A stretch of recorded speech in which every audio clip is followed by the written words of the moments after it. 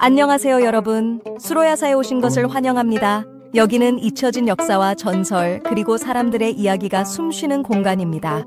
오늘도 함께 시간의 강을 거슬러 올라가 수로의 비밀을 만나보시죠. 오늘도 평안하고 행복한 하루 보내세요. 관상 아차산의 전설. 조선 후기 한양의 해민서 앞 장터는 병든 자들의 신음과 구걸하는 아이들의 울음소리로 가득했다. 그 혼란 속에서도 12살 소년 홍계관의 눈빛은 굶주림보다 더 강렬한 호기심으로 빛나고 있었다. 그는 몰락한 양반 가문의 서자로 가세는 기울어 쌀 한 톨도 얻기 힘든 처지였다. 하지만 그의 아버지는 관상의 밝은 인물이었다. 그는 계관에게 단순히 얼굴의 선을 보는 것을 넘어 사람의 걸음걸이, 목소리, 심지어는 풍기는 기운까지 읽는 법을 가르쳤다. 관상은 사람의 운명을 읽는 것이 아니라 그저 마음의 그림자를 비추는 거울일 뿐이다. 진정한 관상은 얼굴에 드러나지 않는 숨겨진 뜻을 읽는 데 있다. 어느 날 계관은 길거리에서 구걸하는 한 또래 아이를 보았다. 그 아이는 온몸에 때가 묻어 있었고 앙상하게 마른 손으로 동냥을 하고 있었다. 다른 아이들의 눈에는 그저 배고픔과 슬픔만이 있었으나 계관의 눈에 비친 그 아이의 눈은 달랐다. 깊은 곳에 불꽃처럼 타오르는 탐욕이 숨어 있었다. 계관은 저도 모르게 중얼거렸다. 저 아이의 눈에 불길이 있구나. 크게 될 자이거나 크게 망할 자로다. 곁에 있던 아버지는 아들의 예언에 놀라며 낯빛이 굳어졌다. 그제야 아들이 보통의 재주를 넘어선 천기를 타고났음을 깨달은 것이다. 아버지는 아들의 손을 잡고 조용히 해민서를 빠져나왔다.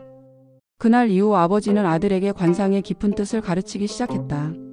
그는 관상학 서적을 펼치는 대신 밤마다 아들을 데리고 한양의 거리를 거닐었다. 그는 아들에게 사람들의 표정 뒤에 숨겨진 감정의 파동을 읽고 걷는 발자국 소리만으로 그 사람의 성정을 짐작하는 법을 가르쳤다. 아버지의 가르침은 계관에게 큰 깨달음을 주었다. 하지만 동시에 깊은 고뇌를 안겨주었다. 그의 눈은 이제 단순히 사람의 얼굴을 보는 것을 넘어 그들의 숨겨진 아픔과 비극적인 미래를 선명하게 보기 시작했다. 그는 자신의 능력이 축복인지 저주인지 스스로에게 끊임없이 질문했다. 사람을 돕고 싶었지만 미래를 아는 것이 오히려 독이 될 수도 있다는 두려움에 사로잡혔다. 그는 남들이 알지 못하는 불행한 미래를 홀로 짊어져야 한다는 관상가의 운명을 감당해야 한다는 사실에 깊은 절망을 느꼈다. 특히 장터에서 마주친 한 소년의 얼굴에서 단명의 상을 읽었을 때 그의 고뇌는 극에 달했다. 낡은 집신을 신고 있는 10살 남짓한 소년이었다. 얼굴에 드리운 죽음의 기운은 너무나도 선명했다. 계관은 그 아이의 운명을 바꾸고 싶다는 강렬한 충동을 느꼈다. 그는 그날 밤 잠을 이루지 못하고 아버지에게 매달렸다. 아버지, 저 아이를 살릴 방도가 없습니까? 이 재주로 사람을 살릴 수는 없는 것입니까? 아버지는 조용히 계관의 손을 잡고 말했다. 계관아, 내가 보는 것은 운명이 아니다. 그저 마음의 그림자일 뿐이다. 허나 운명에 맞서는 것은 오직 그 사람의 의지와 선택이다. 내가 할 수 있는 것은 그가 올바른 선택을 할 수 있도록 돕는 것뿐이다. 계관은 아버지의 말을 따랐다. 소년의 집을 찾아가 작은 조언을 건넸고 위험한 일은 피하고 마음을 잘 다스리라고 여러 번 당부했다. 그는 매일 밤 소년을 위해 정화수를 떠놓고 빌었다. 그러나 그의 간절한 노력에도 불구하고 며칠 뒤 소년이 장터에서 사고로 세상을 떠났다는 소식을 듣게 되었다. 소년은 평소보다 넉넉한 돈을 벌기 위해 위험한 일에 뛰어들었고 결국 예견된 운명을 피하지 못했다. 이 비극적인 사건은 계관에게 깊은 좌절감을 안겨주었다. 그는 자신의 능력이 모든 것을 해결할 수 없다는 관상의 한계를 뼈저리게 깨달았다. 자신의 송금에 얽힌 복잡한 선들을 보며 관상이 사람을 구하지 못하는 재주라면 이 능력은 과연 어떤 의미가 있는가? 스스로에게 끊임없이 질문했다. 그는 자신이 아무것도 바꾸지 못하는 무력한 존재라는 사실에 분노했다. 하지만 동시에 운명을 바꿀 수 있는 것은 결국 자신이나 관상술이 아닌 그 사람의 의지와 선택이라는 깨달음을 얻게 되었다. 이 좌절은 그를 더욱 단단하게 만들었다. 그는 운명이 정해져 있을지라도 그 운명에 어떻게 맞설지는 인간의 선택에 달려 있음을 증명하기로 결심했다. 계관의 고민은 한편 그의 소꿉친구이자 뛰어난 관상가 집안의 자제인 이덕의 질투를 샀다. 이덕은 타고난 재주와 명문가에서 배운 관상술에 대한 자부심이 대단했다. 그의 아버지 역시 당대 최고의 관상학자로 이덕은 어릴 적부터 수많은 고서와 이론을 파고들며 관상술을 익혔다. 그에게 관상이란 타고난 재능이 아닌 수많은 노력과 학문적 지식을 통해 완성되는 논리의 예술이었다. 이덕은 개관의 청기라는 말을 미신이라 치부하며 조롱했다. 홍개관. 관상은 미천한 내놈이 함부로 입에 올릴 그런 주술이 아니다. 관상은 곧 학문이며 학문으로 운명을 통제하고 다스려야 하는 것이야. 이덕은 개관에게 관상 대결을 제안하며 누가 진정한 관상가인지 가리려 했다. 내가 말하는 청기라는 것이 진정 재주라면 내가 말하는 학문의 깊이를 넘어설 수 있는지 보자. 이덕은 길거리에서 가장 눈에 띄지 않는 사람을 찾아 그 사람의 운명을 정확히 예측해보라고 요구했다. 개관은 잠시 고민했다. 그리고 저만치 앉아있는 누더기 옷을 입고 고개를 숙인 초라한 사내를 가리켰다. 사내의 얼굴은 어둠 속에 감춰져 있었지만 개관은 그에게서 운명의 징후를 읽어냈다. 그 사내는 며칠 뒤 우연히 잃어버린 가문의 보물을 찾아내어 하루아침에 부호가 되었다. 개관의 첫 번째 관상 증명은 가난한 친구 정민을 통해서였다. 정민은 글 공부에는 뜻이 없었지만 마음이 순수하고 손재주가 뛰어났다. 개관은 정민의 얼굴에서 대길의 상을 보았고 그에게 장사를 시작해보라고 권했다. 정민은 개관의 말을 따라 작은 보부상 일을 시작했고 놀랍게도 가는 곳마다 대박이 터져 큰 돈을 벌게 되었다. 이 소문은 빠르게 퍼져나갔고 사람들은 개관을 진짜 관상가라 부르기 시작했다. 이덕은 개관의 명성을 질투하며 그를 하늘의 뜻을 멋대로 훔쳐보는 사기꾼이라 비난했다. 하지만 개관은 이덕의 비난에 개의치 않고 자신의 길을 묵묵히 걸어갔다. 그는 관상이 단지 기륭을 점치는 도구가 아니라 사람의 숨은 가능성을 찾아주고 나아가 운명을 바꿀 수 있는 힘이 있다는 것을 증명하고 싶었다. 개관은 자신의 재능을 더 깊이 탐구하기 위해 스승의 발자취를 따라 전국을 떠돌았다. 그는 산천의 기운을 읽고 바람의 흐름을 읽으며 스승이 남긴 운명은 고정된 것이 아니라 자신의 의지로 변화시킬 수 있다는 가르침의 깊은 뜻을 깨달아갔다. 그 과정에서 그의 관상술은 단순히 얼굴을 보는 것을 넘어 시대의 흐름과 역사의 맥박까지 읽어내는 경지에 이르렀다. 그의 명성은 점차 커져갔고 마침내 한양의 권력자들까지 그의 이름을 알게 되었다. 그에게는 재능과 함께 피할 수 없는 운명이 찾아오고 있었다. 개관의 명성은 한양의 최고 권력자 영의정 김진태의 귀에까지 들어갔다. 김진태는 자신의 권력을 유지하기 위해서라면 어떤 더러운 짓도 서슴지 않는 탐욕스러운 인물이었다. 그는 개관의 관상술을 이용해 정적들을 제거하려 했다. 하지만 김진태가 사람을 보내 개관을 강제로 끌고 오기 전에 뜻밖의 인물이 먼저 그에게 찾아왔다. 바로 이덕이었다. 그는 학문으로 관상술을 통제할 수 있다고 믿는 확고한 신념으로 무장한 채였다. 이덕은 김진태에게 무릎을 꿇고 말했다. 대감마님, 홍개관의 재주는 미신에 불과합니다. 제가 배운 학문적인 관상술은 운명을 체계적으로 분석하고 통제하는 진정한 힘입니다. 홍개관 대신 저를 쓰시어 대감마님의 앞날을 평탄하게 다스리게 하십시오.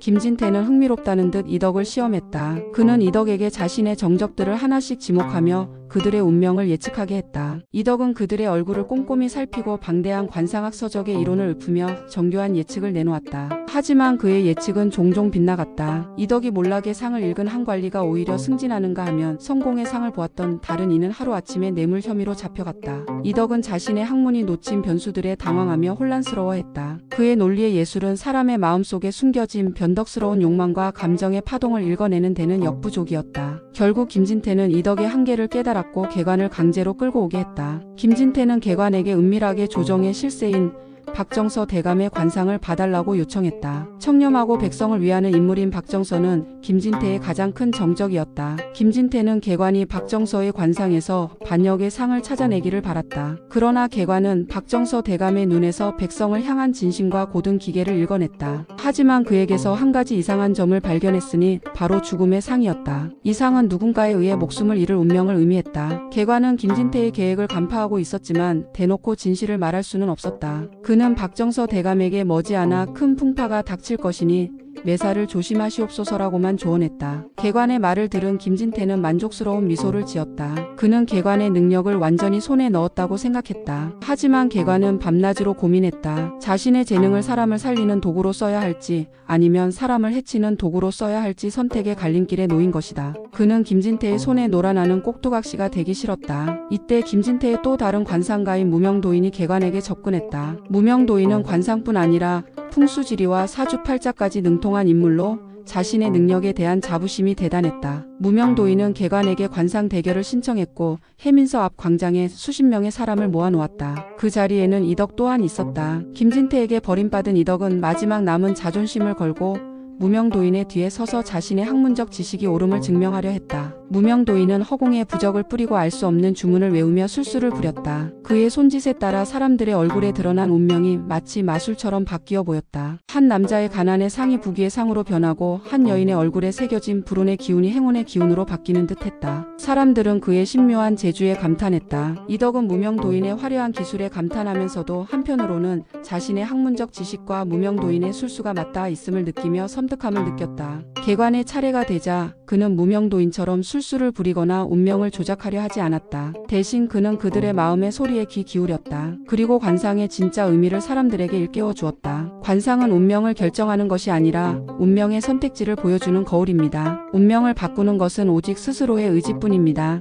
그의 말은 사람들의 마음에 깊은 울림을 주었다. 그때 이덕은 깨달았다. 자신이 평생을 바쳐 쌓아온 학문적 지식과 이론이 계관이 한순간에 읽어내는 사람의 진실된 마음 앞에서는 아무런 소용이 없다는 것을. 무명도인이 보여준 것은 결국 사람을 속이는 얄팍한 술수였고 자신 또한 그 술수에 속아 넘어갔다는 사실을 깨달았다. 이덕의 얼굴에 서린 자부심은 흔적도 없이 사라졌다. 그는 자신의 한계를 인정하고 사람들의 환호 속에서 홀로 쓸쓸히 광장을 빠져나갔다. 그의 뒤에 남은 것은 수많은 서적과 이론이 아닌 공허한 패배감뿐이었다. 이 대결은 계관의 완벽한 승리로 끝났지만 김진태는 계관의 승리를 눈의 가시처럼 여겼다. 그는 계관을 제거하기 위해 더욱 악랄한 계획을 세웠다. 그는 계관이 독이 든 차를 마시게 하거나 알 수 없는 향에 노출되게 하여 관상 능력을 무력화시키려 했다. 며칠 뒤 계관은 자신의 집에 들른 백성이라 주장하는 이에게서 받은 차를 마시려다 찻잔에 서린 미세한 탁기를 감지했다. 또 며칠 뒤 그는 자신이 자주 찾는 서점에서 오감을 교란하는 기묘한 향을 감지했다. 그는 이 위기를 겪으며 자신의 능력이 한순간에 사라질 수도 있다는 불안감에 휩싸였다. 이때 계관을 돕는 의외의 조력자들이 등장했다. 김진태의 비리를 조사하던 내금위 소속의 젊은 무관 이영과 과거 김진태에게 집안의 몰락을 당한 아픔이 있었던 조정의 비밀 조직에 속한 여인 윤설이었다. 이들은 각자의 사연과 목적을 가지고 계관과 뜻을 함께했다. 이현은 계관의 고든 심상을 믿고 그를 지키려 했고 윤설은 계관의 능력이 자신의 복수를 이룰 유일한 희망임을 직감했다. 이들의 도움으로 계관은 김진태의 모든 계략을 피할 수 있었고 마침내 그를 무너뜨릴 결정적인 한 수를 계획했다. 계관은 조력자들과 함께 김진태를 무너뜨릴 결정적인 계획을 세웠다. 그 계획의 핵심은 바로 아차산이었다. 그는 김진태가 자신의 관상에 죽음의 상이 드리워졌다고 믿게 만들고 그 죽음을 자신이 아닌 다른 이가 실행했다고 속여 김진태가 안심하게 만드는 것이었다. 그 틈을 타 조작된 장부를 이용해 김진태의 모든 비리를 만천하에 드러낼 계획이었다. 계관은 이현에게 가짜 장부를 건네며 말했다. 이현 무관, 이 장부의 내용은 모두 허상입니다. 하지만 이덕의 학문과 무명도인의 술수로는 이것이 진짜인지 가짜인지 절대 구별하지 못할 것입니다. 이는 그들이 지닌 지식의 한계입니다. 계관은 윤설에게도 자신의 계획을 자세히 설명했다. 그녀는 계관이 자신의 목숨을 걸고 김진태와 맞서는 것에 불안감을 느꼈지만 계관의 눈에서 죽음을 뛰어넘는 강한 의지를 읽었다. 계획을 실행하기로 한 날 계관은 홀로 아차산에 올랐다. 그는 며칠 전부터 미리 준비해둔 독초를 몸에 바르고 그 독이 온몸에 퍼져 죽음에 이른 것처럼 보이게 했다. 그 독은 사람의 맥박을 멈추게 하고 피부를 창백하게 만들지만 실제로는 생명에 지장이 없었다. 계관은 자신의 송금에 단절선이 드리워진 것을 보았을 때 느꼈던 절망감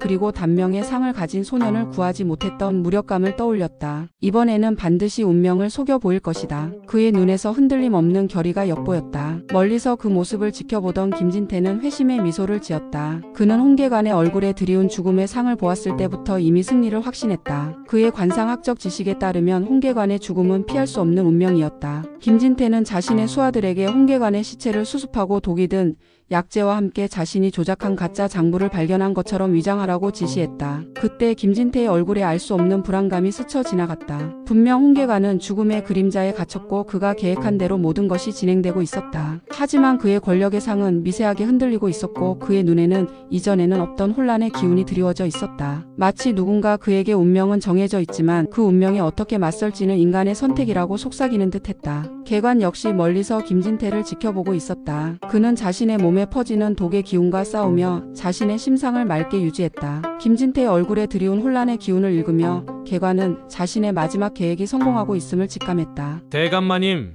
당신의 운명은 제가 읽었지만 그 운명은 제가 만들어낸 것입니다.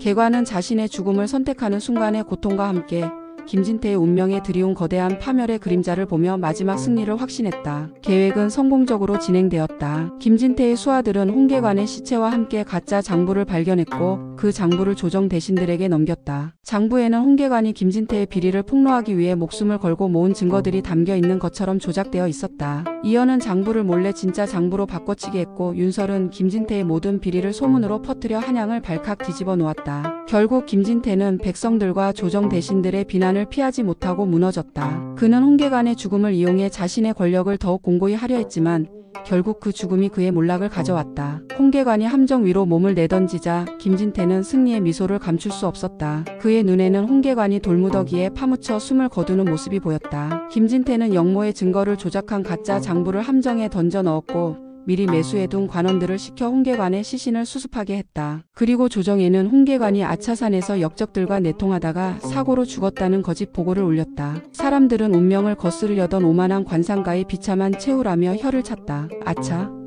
탄식하며 죽었다는 소문과 함께 아차산은 그의 불길한 운명을 상징하는 장소가 되었다. 하지만 김진태의 승리는 오래가지 않았다. 홍계관의 조력자들은 그의 마지막 계획을 실행에 옮겼다. 젊은 무관 이현은 아차산에서 홍계관이 남긴 비밀 장부를 찾아냈다. 그 장부에는 김진태가 백성들의 군자금을 횡령하고 영모를 꾸민 증거가 낱낱이 기록되어 있었다. 조정의 비밀 조직에 속한 여인 윤설은 이 장부를 박정서 대감에게 전달했고 박정서는 모든 증거를 모아 영조에게 올렸다. 영조는 처음에 믿지 못했지만 장부에 적힌 내용이 모두 사실임이 드러나자 분노했다. 김진태는 모든 것을 부인했지만 홍계관이 미리 남겨둔 운명을 뒤바꾼 증거까지 등장하자 더 이상 변명할 수 없었다. 김진태는 결국 영모죄로 참수당했고 그의 모든 가족은 몰락했다. 김진태를 숙청한 후 홍계관은 조력자들과 함께 남쪽으로 향했다.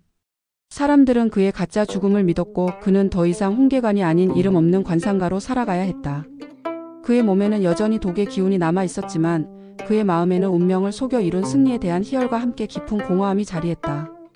자신의 모든 것을 버려야만 했던 선택의 무게가 그를 짓눌렀다. 이현은 홍계관에게 관직에 올라 뜻을 펼치라 권했지만 홍계관은 고개를 저었다. 무관, 저는 이미 제 운명을 바꾼 것으로 충분합니다. 관직은 제 길이 아닙니다. 그는 백성들을 위해 자신의 목숨을 걸었지만 이제 그는 누구도 자신을 알아보지 못하는 평범한 사람으로 돌아가야 했다. 그때 윤설이 그에게 물었다. 당신이 남긴 관상학은 무엇입니까? 운명을 읽고 운명을 속이는 것입니까? 홍계관은 잠시 생각에 잠겼다. 그리고는 자신의 손바닥에 새겨진 생명선을 보았다. 운명은 읽는 것이 아니라 만드는 것이라 하셨죠, 스승님. 그의 눈빛은 흔들림 없는 확신으로 빛났다. 그는 더 이상 불행한 미래를 예견하며 고뇌하는 소년이 아니었다. 그는 조력자들과 작별을 고하고 홀로 길을 떠났다.